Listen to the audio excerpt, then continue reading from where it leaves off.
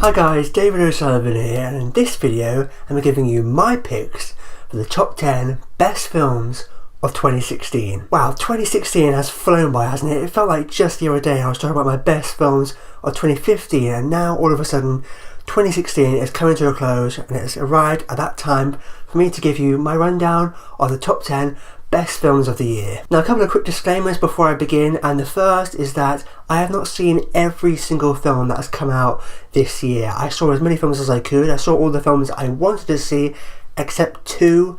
There are still two films that I really want to see that I haven't yet seen. The first being Hacksaw Ridge. For some reason here in the UK it doesn't come out to the end of January, and we'll try and see it early if I can, but it looks like I'm not going to be able to see it until the end of January at the earliest. And the other is Moonlight. I don't think that comes out in the UK until February, so I'm going to have to wait on that as well. So Hacksaw Ridge and Moonlight are two films that I really want to check out and I really want to see, but as of recording this video I have not seen them yet. And finally, the second disclaimer is that this is my list. These are my personal choices and my picks for the top 10 best films of 2016. You may not agree with this list, you may have different films on your list, and that's great. We all have different lists, we all like different films. You know, film is subjective. Someone may love a film that another person may not like, and that's what's so great about film. You know, it's all up to your own interpretation, and these films are all films that I really connected with, that I really loved, I thought were really great films. And so the films on this list are my personal choices and my picks for the films that I consider to be the best of 2016. And before I get into my top 10, I first have some honourable mentions, and it was so difficult this year. I mean, a lot of people go on about how 2016 hasn't been a good year for film, but I would argue that it's been a great year for film. Sure, a lot of the blockbusters have been slightly underwhelming and disappointing. There have been a lot of lacklustre blockbuster movies, but as far as film in general, it's been a great year. I would argue it's been even better than last year. I don't think last year was bad, but I think this year it's been a really great year for film, and there were some really great films that I really love that weren't able to make it on my list. I just had to narrow it down to a top 10, and so there were some films like Zootopia, The Nice Guys, Deadpool, 10 Cloverfield Lane, all great films that I love, but in the end just missed out on a place on my list. But my top two honourable mentions will have to be The Edge of 17 and Queen of Catway. I loved both these two films. I thought they were great, and I really wanted to find room for them on my list, but in the end there was just such tough competition, so many great films, so many films that I loved. I just didn't have room to find places for all of them on my top 10. And now with all that out of the way, let's kick this off now with my top 10 best films of 2016.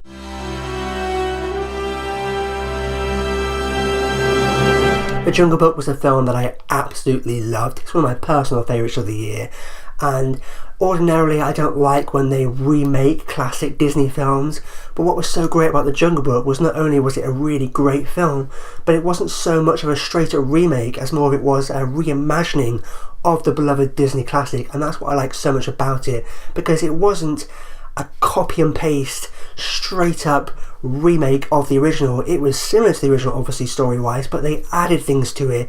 They changed certain things up, and they added elements to the story that just fleshed out the story. It developed it more, it gave it more depth. It just made it much more of a well-rounded film and a really enjoyable experience. And of course the visuals, from just a visual perspective alone, this film is just absolutely spectacular. There's so many shots in this film that are just so spellbinding, and you're just awestruck at these amazing shots. I've watched it a few times on Blu-ray since it's come out, and I'm still astonished now at the visuals in this film. It all just looks so real, and yet you can't believe the fact that the majority of this film, with the exception of Neil Sethi, who is wonderful by the way as young Mowgli, everything in this film is CGI. It was all done on a green screen stage in Los Angeles, and it all looks so real.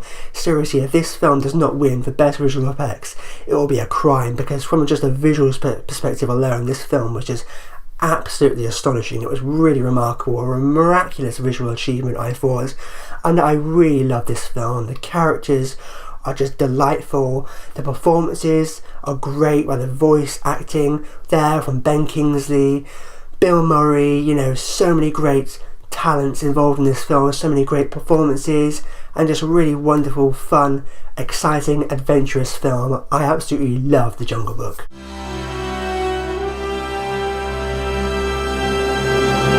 Captain America Civil War, for me, is the best Marvel movie, and that is saying something, because I absolutely love Captain America Winter Soldier, Guardians of the Galaxy, The Avengers, but for me Civil War eclipses them all and is the best movie Marvel has put out thus far, because it's a film that for me delivers the excitement, the entertainment value, the humour you'd expect from a Marvel movie, whilst at the same time having more depth, complexity and maturity to it than any other Marvel movie. This is a film that delves deeper into these characters and explores who these people really are as human beings underneath these masks, underneath these facades. It's more psychological in a way, it's more complex how it deals with these characters and how they react in this situation of the Superhero Registration Act.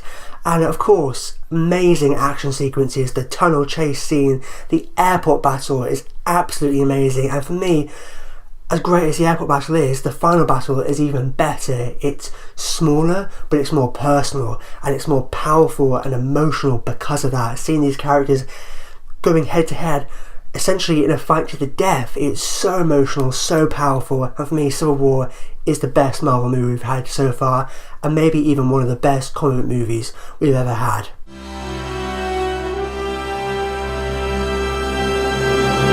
A Monster Calls for me was absolutely fantastic. I loved this film. I was really able to connect with the film. I was really able to relate to the main character, and for me this was such an extraordinary, beautiful, stylistic, powerful, emotional film. It was really like a work of art for me. It was so powerful, so emotional. I don't think it was emotionally manipulative. A lot of people have gone on about how it's kind of, it tugs at your heartstrings, it tries to make you cry. I would argue it doesn't. It was so inherently emotional, it was so intrinsically emotional, this situation and what this character is going through, that I don't think it was melodramatic. I don't think it was playing up the emotions. I think it was just so intrinsically emotional because of what the situation was and what this character was in, and I was really able to connect with the main character and really able to relate to what he was going through. And I think this film was just so beautiful from a visual standpoint. It was so creative, so artistic, so stylistic. I love what J.A. Bayona did with this film. I think the author of the book will be really happy with how this film turned out, because it was really extraordinary, beautiful work of art, an extraordinarily powerful and emotional story. I think people should really go and see this film. I think it's a film that deserves to be supported, a film that I think should be seen. So, A Monster Calls.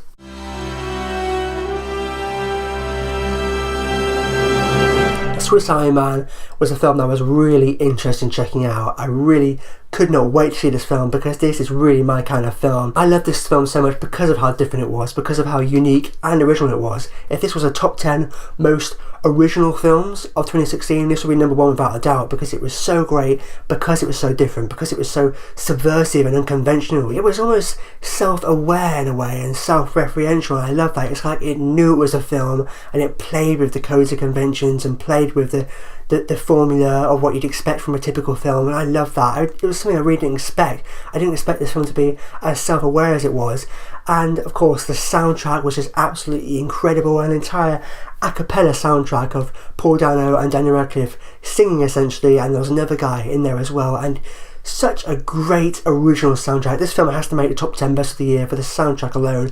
So great. I love the music and the visuals. I think it was really well directed, really cool from a visual perspective. The performances as well. I think this is one of the best performances Paul Dano's ever given. This is the best I think I've ever seen Daniel Radcliffe, and I really like Daniel Radcliffe. I think he's really great. Saying that his best performance is a corpse isn't a detriment to his other performances. It's just a credit to how good this film is, that he has really got a lot to do in this film, even though he was just a corpse. And what I love so much about this film is that it wasn't all entirely literal. There was a lot of this film that was kind of metaphorical. It was all like, you know, it wasn't like what we were literally seeing. There was a lot beneath the surface that really surprised me. I was worried going in that this might have been a bit of a novelty, gimmicky, jokey, silly film, and it was funny, and it was a really cool, different, funny, original concept, but there was actually a lot beneath the surface, and I was really surprised, and that really shocked me. There was so much more beneath the surface than I was expecting. There were so many kind of underlying themes and messages that are put across in this film that are represented in the visuals on screen in a kind of metaphorical way, and I absolutely love that. This was a film that actually put across a lot of very human, deep, meaningful messages that I was really able to connect with and relate to, and it really surprised me in that way. There was a point towards the end of the film, in the finale, I was almost tearing up. I was like, Jesus, I did not expect to get so emotionally invested in a film about a fighting corpse. But in short, I absolutely love Suicide Man. Really cool, different, interesting, unique, and a really entertaining film that I think should be seen and should be supported, because I think it was really great.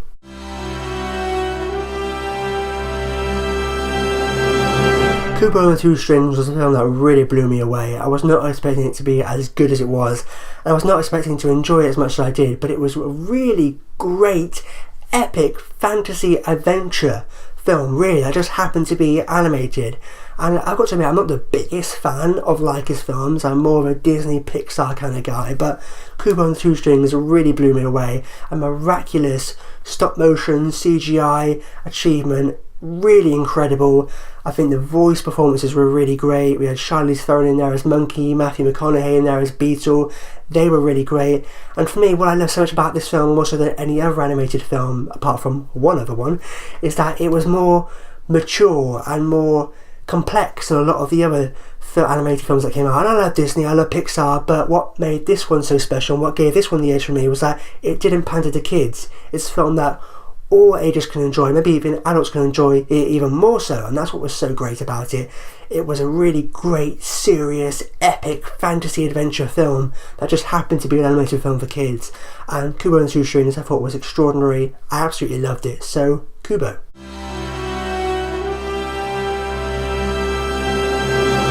Now, Manchester by the Sea was a film that I was really looking forward to because I'd heard great things about. It's not a film that is a big, showy, flashy, over-the-top film, and that's what I love so much about this film. It was quieter, it was more understated, and I love that. It was more powerful and emotional because of that. I was worried this might have been a bit melodramatic, a bit over the top, a bit soap opera-y, but it wasn't at all. This, for me, more so than any other film, aside from maybe Daniel Blake, was the most realistic film I've seen so far this year. Some people might be put off that it was kind of too realistic, too much like real life, but that's what I like so much about it, because it was more like real life. It was less like watching a film. I mean, it was still a film, it was still a constructed fictional story, but it was so good in that you just felt like you were watching real people in real life. It wasn't like watching an ordinary traditional film. It was structured in a different way, and I think the structure of this film was absolutely genius. How it was flash back and forth between the past and present. Sometimes that doesn't work, sometimes that's just used as a gimmick, but in this film it works so fantastically well. How scenes from the past and the present were juxtaposed against one another, how we went from scenes happening in the past and then what was going on in present day. I think it was masterfully constructed, really well cut together, and how it cut back and forth between the past and present. And of course the performances. If Casey Affleck doesn't at least get nominated or maybe even win for Best Actor, I mean, he was truly incredible. I mean, people might come out thinking, oh, it was just a bit boring, he didn't really do much, but that's what was so great about his performance. It was understated, it was subdued, it wasn't some big flashy over the top thing, and it was more realistic and more relatable because of that. For me, I was able to relate to Casey Affleck's character probably more so than any other character of any other 2016 film, and perhaps that shows why a lot of people don't like me. And a lot of people have said, oh, you don't really like him, you can't really relate to him. I was like, oh, I was actually able to really relate to him and connect with him.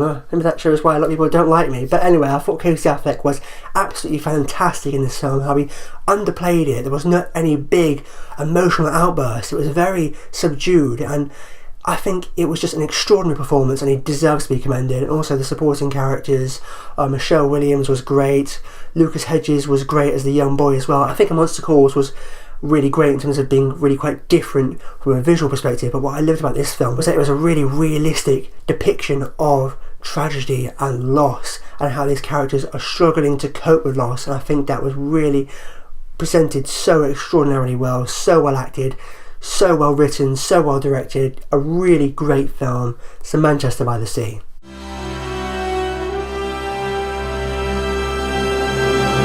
Your Name was a film that really blew me away. I thought this was a remarkable film.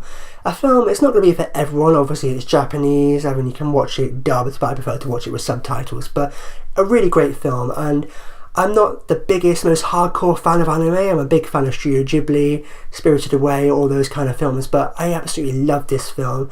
Makoto Shinkai, I think the director's called, he's been called the new Hayao Miyazaki. I don't know if that's really an accurate comparison, because it's quite different actually from a Studio Ghibli film, but different in a good way. It has its own thing going on. Again, another animated film that was very kind of much more serious and mature and complex, dealt with very real world issues and problems with these characters, and it had a lot of humour in there, very funny. I just loved how this story was told. It was so engaging, so immersive. It really sucked me into that world and took me on an emotional roller coaster of a ride. I thought it was spectacular from a visual perspective, wonderfully animated, and I absolutely just loved Your Name.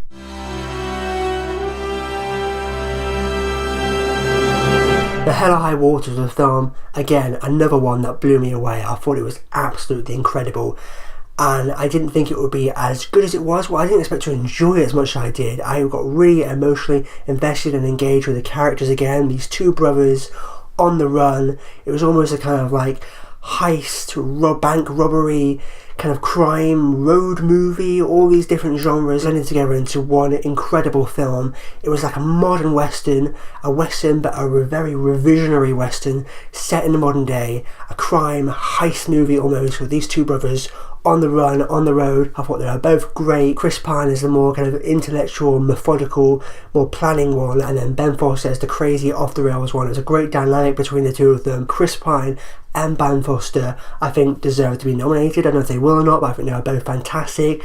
Jeff Bridges as well, it was great support. He was amazing. It was a genre-busting, genre-blending, incredible experience for a film, a modern-day western, and a really great film. It should definitely be checked out. So, Hell or High Water.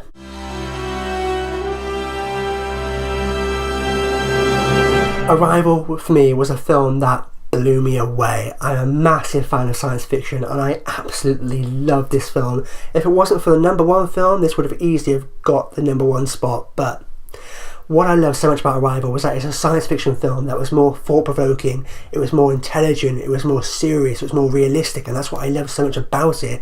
This isn't a sci-fi film for everyone. This is not an action film, not at all, not by any means. But I love that it was a true, genuine, classic science fiction film in the vein of 2001, Close Encounters of the Third Kind, a film that dealt with more serious real-world issues and problems about humanity learning to work together, to put their differences aside, to work together as one team. I thought it was really great. The performances were fantastic. Amy Adams, another great, subdued, understated performance. I really hope she gets the recognition she deserves. Jeremy Renner was great as well. Forrest Whitaker, also great. And what I love so much about this film is that it was a science fiction film that was a very thought-provoking, intellectual science fiction film. I love that. You really have to engage your brain. You really have to think about what you're seeing. It's not a mindless, dumb action movie at all. It's a film that you've really got to think about and process, and you constantly think about it as you're coming out of the cinema, and I absolutely love that. My kind of science fiction film. I thought it was incredible. So there we go. Arrival.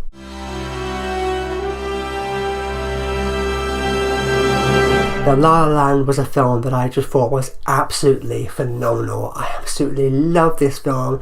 I saw it back when it was screened at the London Film Festival. It was just so great watching a film and then the audience erupting into applause, standing ovation. It was such a great experience watching this film, and a film that I thought was just absolutely fantastic. I'm not the biggest fan of musicals, but there are a lot of musicals that I really love, and La La Land is one of them. I really do feel like, I don't think this is jumping the gun. I think this film is a modern classic, is destined to be a timeless classic. I think a real great love story between these two characters. And again, I'm not that big of a fan of romances either, but what I think this film did so well was that it was so not cliche. It was in the vein of the classic Hollywood musicals of the 50s. It really felt like I was transported back in time 50 years, watching a great iconic musical from the 50s, but at the same time it had this contemporary edge, and the love story felt very real and very much of today.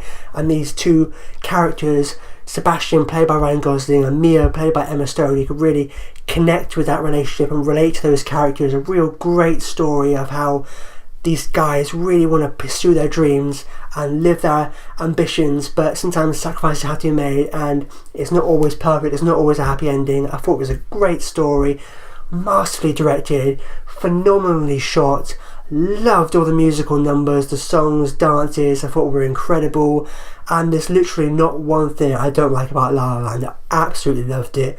I thought it was an amazing film and I cannot wait to see it over and over again. So my number one best film of 2016 is La La Land. And there we go, that wraps up my best films of 2016. I may be back soon for a top 10 worst films of 2016. I'm considering whether I'm doing that or not.